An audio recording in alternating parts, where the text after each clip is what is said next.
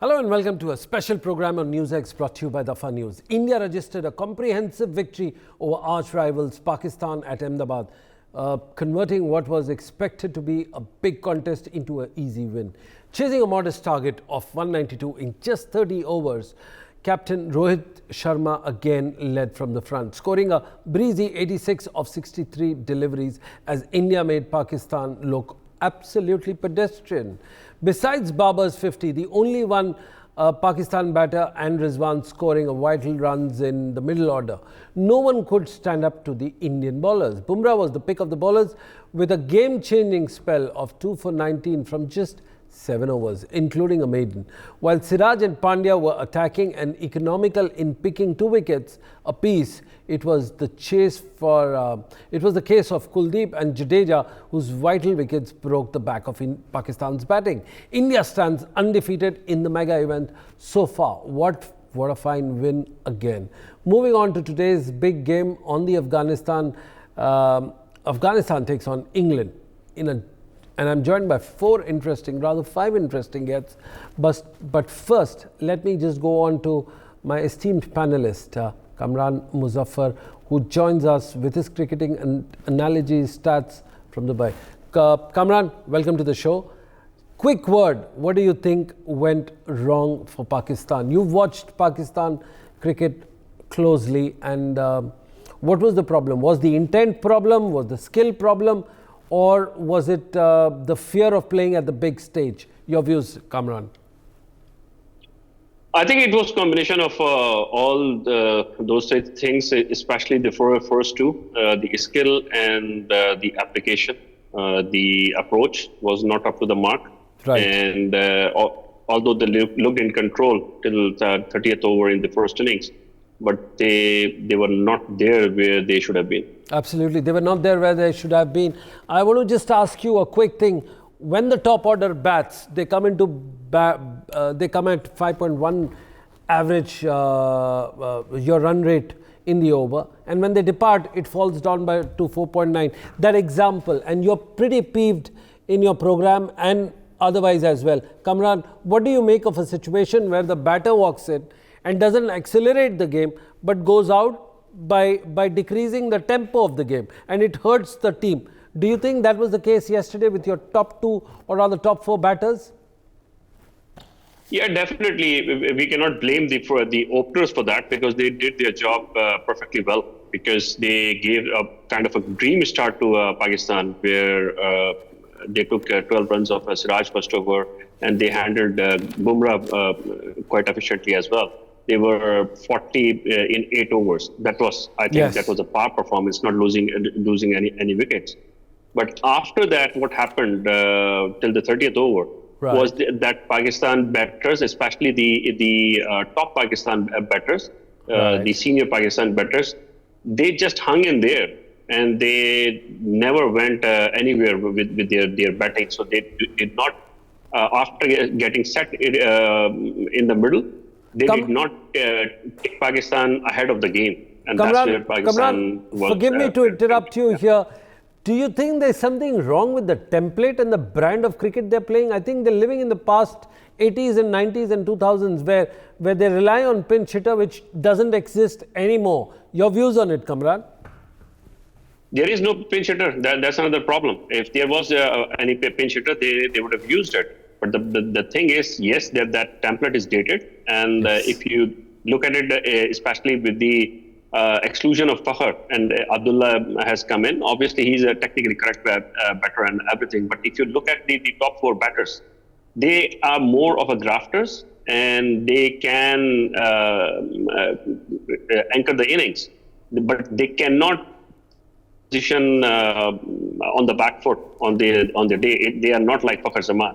And that's why they are missing that X factor from that perspective. Because even if those 4 guys, they output to their potential, it may not be sufficient to put them ahead of the good teams, especially. But Kamran, when you look at the top batters, it's very difficult to find them hit over the top. You know, even at times, it comes to a common fan that they're playing a test match kind of a cricket where they're just rotating strikes and they're not even taking the spinners. For example, yesterday, Yadav was at 7 overs for 27 runs and Jadeja bowled at 7 overs for 29 runs, and then you come in. When you restrict a batter from both ends, and then you come in with Siraj and he just chips away with 1 wicket, and that's when the entire fall follows.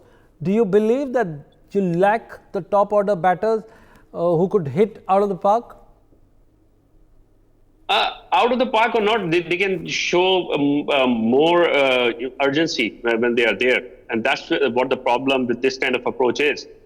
So it looked okay till it was 155 for 2 after 30. It was okay. But the problem was, as soon as a wicket fell, then they had not built enough cushion for the batters to come in to play themselves in. And if you are playing a good innings, you have to make allowances for a couple of wickets. And that's where your team is ahead of the game. That even if you are dented by a couple of quick wickets, the overall progress should not go below par. But Rizwan and Babar in particular, they hung in there from 23rd to 24th to 27th overs. 4 overs, they took only 11 runs when they were they were pretty well set. Babar, before the inclusion of Kuldeep Yadav, he was 30 of 28 deliveries. But yes. After that, he finished with the 58 deliveries. So in the next 30 deliveries, he scored just 20.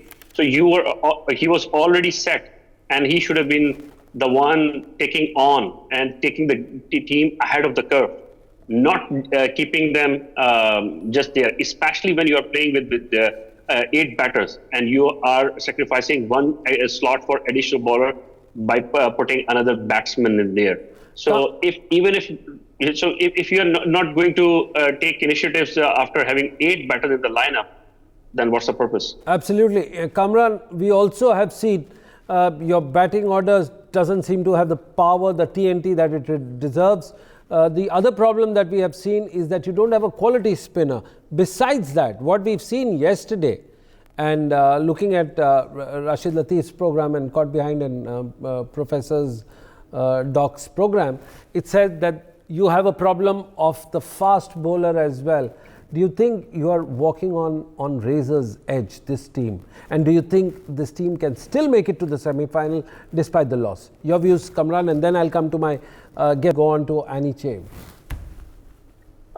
Not just on the razor edge, they are already bruised. They have lost 3 pacers, and Hassan has come in and as a pleasant surprise, Hassan is probably the best bowler, the best pacer for Pakistan in the last 3 games as compared to the other 2. And part of the reason is that if you talk about pacers, if you talk about spinners, these are more batting friendly conditions. And right. If you go with only 5 bowlers, you are bound to get bruised some time and dented some time. Pakistan do they still have chance to make it to the semi-final? The final question to you, Kamran, before I let you go. No, definitely, Pakistan still has a chance, because this game against India, they were not favored to win it. So by how this tournament format works, they will make it to the semi-final if they win 6 out of 9 games roughly. They can make it on the 5 as well. So 2 they have already won, and then they have next game coming up with Australia. So they will have to beat Australia, England, New Zealand, South Africa. Out of these teams, they will have to win at least 2 games out of these 4 games, provided they win against the other 2 teams, Bangladesh and Afghanistan as well. Oh. So that will make 6. So they are pretty safe position from the qualification perspective. Well, all is not lost for Pakistan. Thank you, Kamran Muzaffar, for joining us early in the morning from your country. That's all.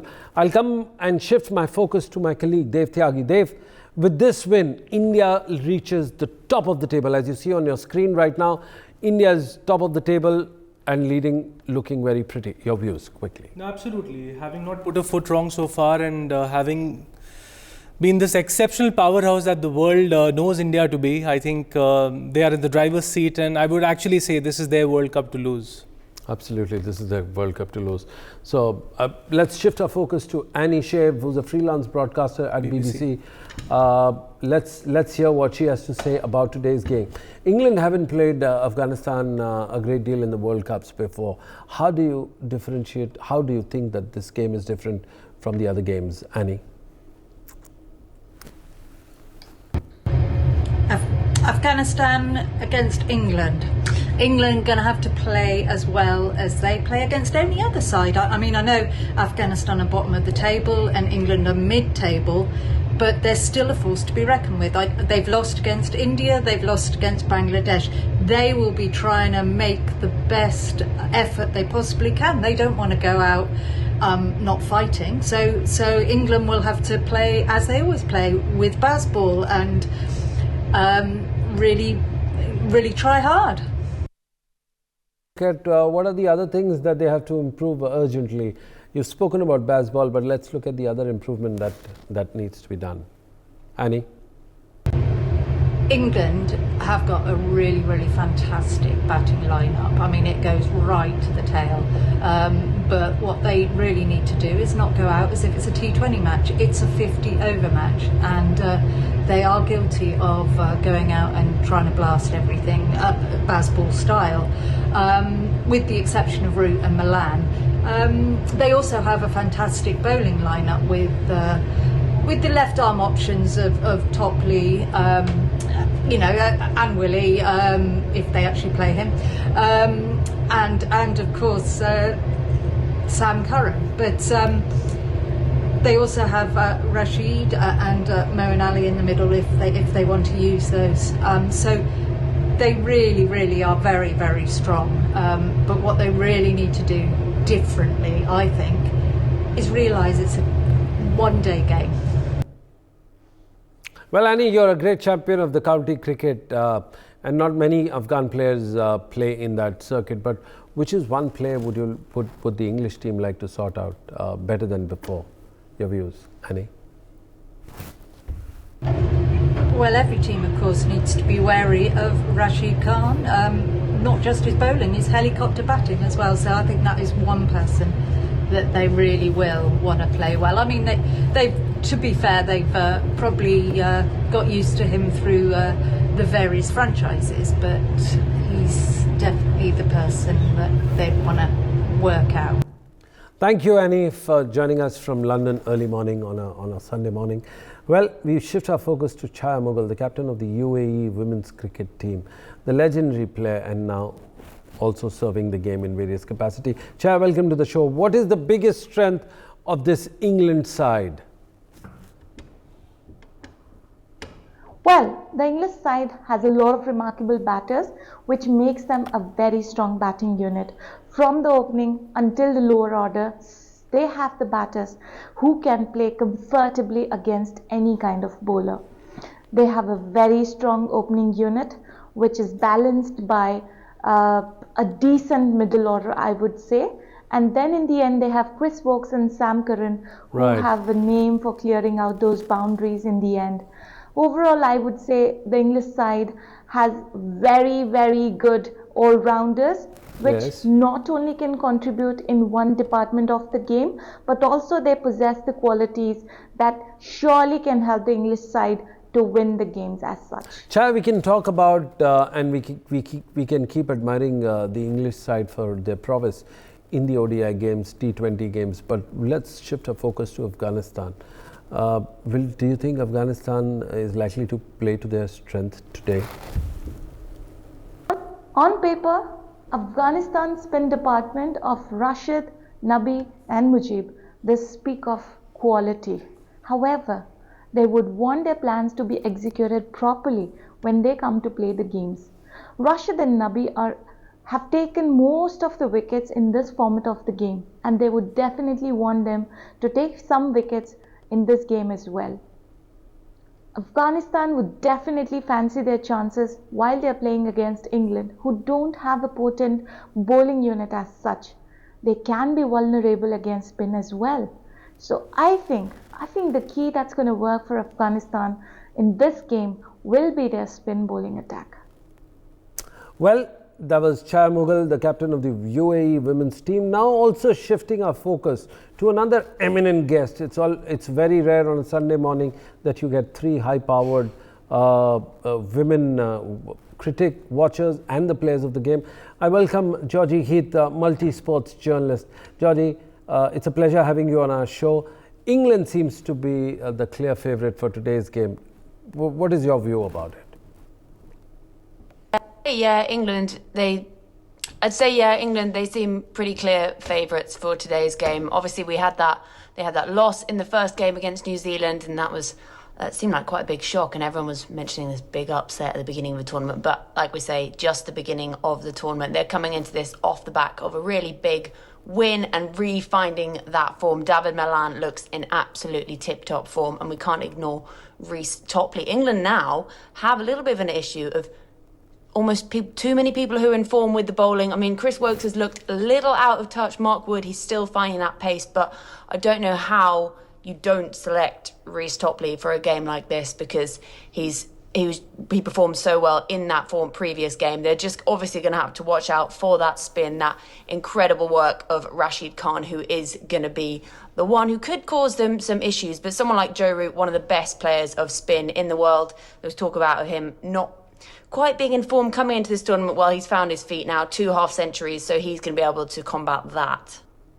How big a game is this for England, who are strongly placed in the table? However, they've been languishing ups and downs. They've seen the better days and they're going down, and then they make a resurgent comeback. What are your views? Yeah, I mean, it's always a big game. It's a World Cup, especially having lost one. You know, you've got the likes of Australia, who are really struggling down at the bottom of the table. So I don't think England will be too worried just yet about being 5th in the table. You know, you only need to be in the top 4 to make it into that semi-final. So there won't be too much worry just yet. I mean, we're only about a quarter of the way through this tournament. We've got 45 games to get through altogether. And this is a well-oiled team, Joss Buttler's team, one of the best white ball teams we may have ever seen. They're current champions in the ODI and the T20. So they won't be worried too much about losing one game. Keep being 5th in the table at this time isn't too much of a worry. They're well off the bottom, which is where they started, and they're just going to have to look at that run rate and see if they can up that and get themselves further up that table. Georgie, you've been very lucid with your thoughts and very critical of the overall situation whenever it needs to be. Any England player that you expect to come up with something special in particular in today's match, Georgie? Yeah, I'd love to see Joss Buttler find himself some runs, some big boundaries, some big 4s, big 6s, see him get back into that form that we know he can bring to this white ball team. Leading from the top, obviously he has to do the keeping as well. It's a big job to be charged with all of that. David Milan has showed what he can do. Joe Root can show what he can do. And I would love to see Joss Buttler come in and tonk it to all parts. It's what every English fan loves to see. The Indian fans too, maybe not the Afghanistan fans, but I think Joss Buttler is due some runs. Absolutely. Thank you, Georgie, for your wonderful lucid views on your team, England. Before we wrap up, we just have one last question for Dev Tyagi, who's with us in the studio. Dev, what do you make of the match today, considering that Afghanistan hasn't had luck or form or ammunition to pull up a surprise? Do you think Rashid Khan will join the party today? Well, Rashid Khan must join the party today. He definitely has a score to settle against England. I'll tell you why. It was the 24th of the 48th one-dayer, which was played in the 29th edition of the ODI World Cup in England, and Rashid Khan went for 110 of his 9 overs. Oh. It was Owen Morgan's day of butchery with the bat. He hit 17 sixes, which is a world record. He clobbered them to all parts of the ground. Mujib, interestingly, in that particular game, had figures of 4.5. It was a ravishing economy, and I think today Afghanistan's spin trio of Nabi, Rashid and Mujib have to come stronger. Why? Because from just 313 ODIs together, they account for 421 wickets. They shouldn't be taken any lightly. They would want to come down, buckets down in England, but can that actually happen? We know the kind of batting order that England have. Root being in form, Stokes being there, Bairstow having made some runs. Of course, there's the big dangerous Joss Buttler and of course David Milan. So these are the big 5 of England that Afghanistan will be wary about. For more such videos, subscribe to the NewsX YouTube channel, hit the bell icon.